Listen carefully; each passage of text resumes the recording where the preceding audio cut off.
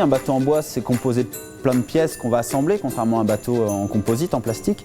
Et on commence par les pièces principales de la colonne vertébrale du bateau, la quille, l'étrave qui prolonge la quille à l'avant et qui sort de l'eau, le massif arrière, et puis ensuite la cage thoracique. Progressivement, on va construire la cage thoracique autour du bateau. Sur la quille, on va avancer membrure après membrure, couple après couple, et on va avoir les formes du bateau qui se matérialisent. Ensuite, on revêt l'extérieur de cette cage thoracique avec le bordage, la peau, si on veut, des planches juxtaposées, ajustées pour faire l'étanchéité.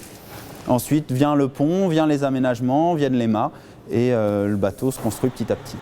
Les premières pièces qui ont été montées sur le bateau, c'est la quille, cette poutre principale qui a un assemblage avec l'étrave en trait de Jupiter, ce qu'on appelle. C'est un assemblage à clé qui permet, avec deux parties symétriques, de venir les mettre en tension l'une contre l'autre pour garantir la structure de la pièce. Cette pièce d'étrave, elle a été faite en lamellé collé.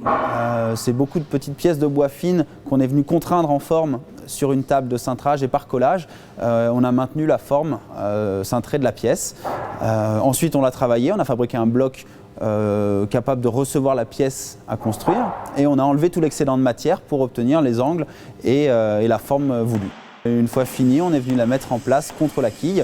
Voilà, ça se fait délicatement puisque c'est des pièces assez grandes, assez lourdes, et l'ajustage doit être soigné parce que c'est ce qui garantit la bonne tenue du bateau dans le temps. C'est un moment fort, pour nous c'est un moment émouvant parce que c'est le premier moment où on assemble les premières pièces du bateau. Après ce moment-là, le bateau existe, il est là, et tout ce qu'on va faire, c'est rapporter les pièces l'une après l'autre sur cette colonne vertébrale.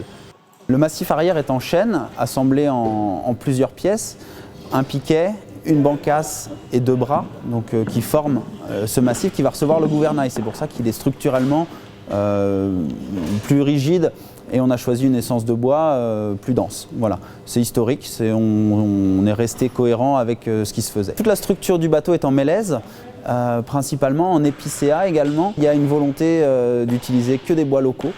Il y a une volonté de leur faire le moins de distance possible. Donc c'est des départements voisins, des régions voisines. Il y a un point d'honneur à ne pas utiliser de bois exotique dans ce genre de construction et dans ce bateau-là en particulier. C'est un bateau qui est relativement grand, 18 mètres, ça commence à être un grand format de bateau, un peu plus grand que ce dont on a l'habitude de rencontrer en chantier. C'est la première fois que je participe à une construction neuve d'un bateau aussi grand. Des constructions neuves, j'ai eu l'occasion de collaborer avec d'autres bateaux, d'autres constructeurs, d'autres chantiers. Mais de ce type de bateau-là, c'est nouveau, ouais. Ce format-là, comme je vous disais, il est un petit peu intermédiaire. On a eu l'occasion de rencontrer plus grand en chantier. L'équipe avec laquelle je travaille a eu aussi l'occasion de travailler sur des formats plus grands, donc est assez à l'aise avec ce type de bateau, quoi.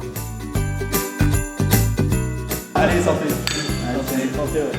Merci.